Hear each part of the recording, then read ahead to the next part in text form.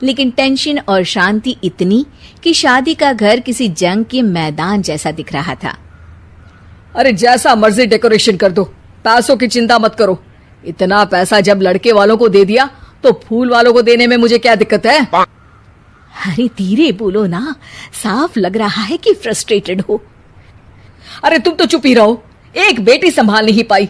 सारा दिन मैं काम पर जाता था, सोचता था घर पर बच्चों को अच्छे से संस्कार मिल रहे होंगे, लेकिन नहीं, मैडम को तो अपनी किटी और फैशन से फुर्सत मिले तब ना। माँ चुपचाप वहां से चली जाती है।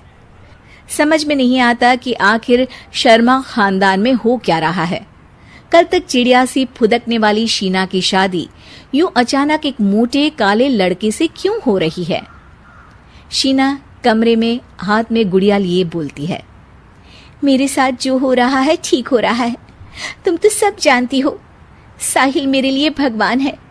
अब जब वो ही नहीं मिला तो फिर कोई भी हो, जिंदगी ही तो जीनी है, जी लेंगे। बाहर शीना की बुआ किसी से बात करती है। अरे मोटा नहीं, उसे तो खाते पीते घर का कहते हैं। अब ओबेरॉय का नाम भी किसी को बताने वाली बात है। उनका इकलौता लड़का तो करोड़ों की सामी तो है ही। अरे हमारी शीना बिटिया तो रानी बनेगी, रानी। इन सब के बीच कहीं कोने पर शीना हाथ में मेहंदी सजाए बैठी थी और आंखों में आंसू सजाए। और वो समय भी आ जाता है जब शीना मंडप के नीचे हाथ में वरमाला लिए खड़ी होती है, लेकिन तभी अफरा तफरी मच जाती है। कोई कहता है, अरे लड़के की माँ को हार्ट अटैक आ गया।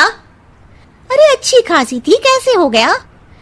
अरे कहते हैं ना, किसी किसी लड़की के पैर अच्छे नहीं होते, हो सकता है कि मनहूस है ये लड़की। शीना पास खड़ी सब सुन रही थी। फिर शीना अपने कमरे में आ जाती है। शादी ये कहकर नहीं होती कि लड़की मनहूस है। अब लगातार शीना के लिए लड़के देखने आते, लेकिन आस पड़ोस या किसी के कहने पर शादी हर बार टूट जाती।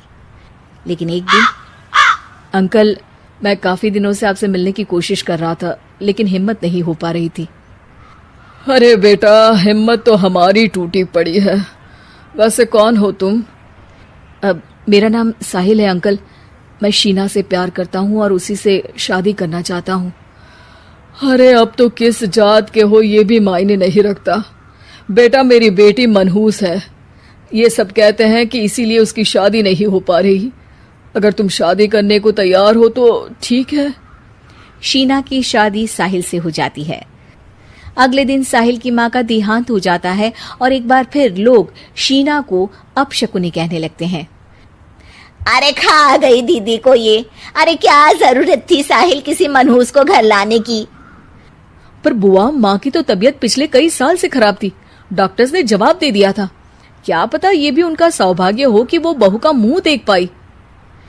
अरे बहू का मुंह देख पाई, या ये कह लो कि बहू का मुंह देखते ही स्वर्ग लोक सिधार गई। खैर, हमें क्या, घर तुम्हारा है, हम तो चले। अब शीना को खुद पर ही शक होने लगता है कि कहीं सच में वो अपशकुनी तो नहीं। साहिल, हम दोनों की शादी नहीं हुई होती तो अच्छा था। देखो ना, कैसे पहले मेरी शादी टूटती थी और अब तुम्हारी माँ भी। अरे ऐसा कुछ नहीं होता शीना, अपशकुनी वगैरह कुछ नहीं होता। ये सब तो ईश्वर के खेल हैं।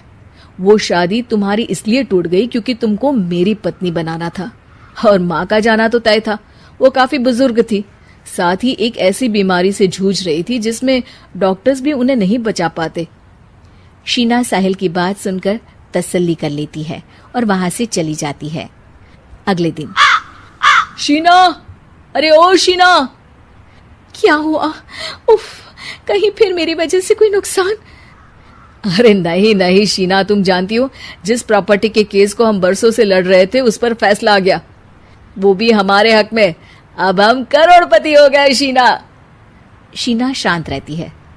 अरे क्या हुआ? करोड़ पत्नी बनकर तुमको खुशी नहीं हुई? शीना की आंखों में पानी आ जाता है। चलिए जी, कुछ तो अच्छा हुआ मेरी जिंदगी में आकर आपके साथ। साहिल शीना को गले लगाकर कहता है, मेरी नई नौकरी भी तुम्हारे ही आने से लगी। ये प्रॉपर्टी का केस जीता, सब कुछ तो तुम्हारे आने के बाद ही हुआ। फिर तुम मनहूस कैसे? ये सुनकर शीना खुश हो जाती है।